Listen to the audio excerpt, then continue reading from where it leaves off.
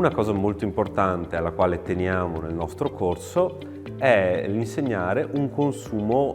intelligente della carne e una tipologia di lavorazione sostenibile.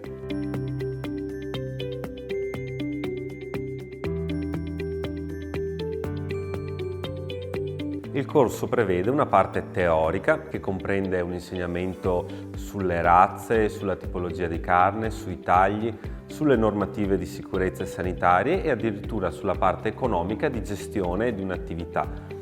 Dopodiché c'è la parte pratica che si svolge nel nostro bellissimo laboratorio, che è completo e fornito di tutte le attrezzature che si trovano in una moderna macelleria.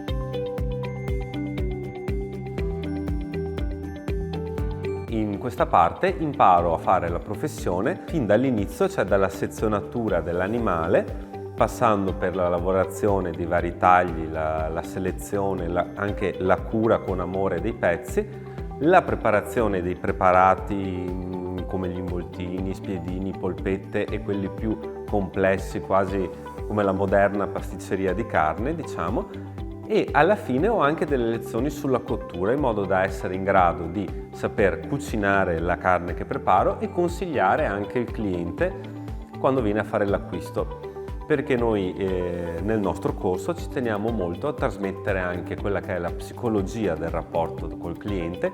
e la filosofia della carne intesa come un consumo intelligente e, se vogliamo, anche etico.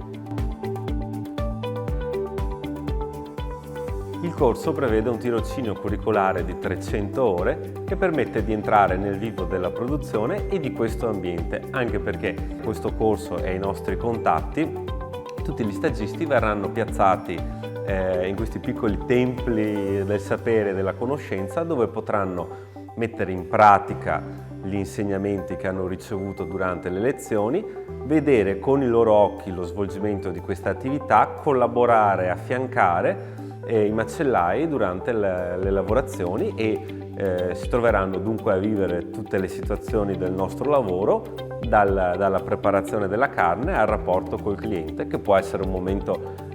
interessante come può essere anche un momento impegnativo e dunque di esperienza e di conoscenza.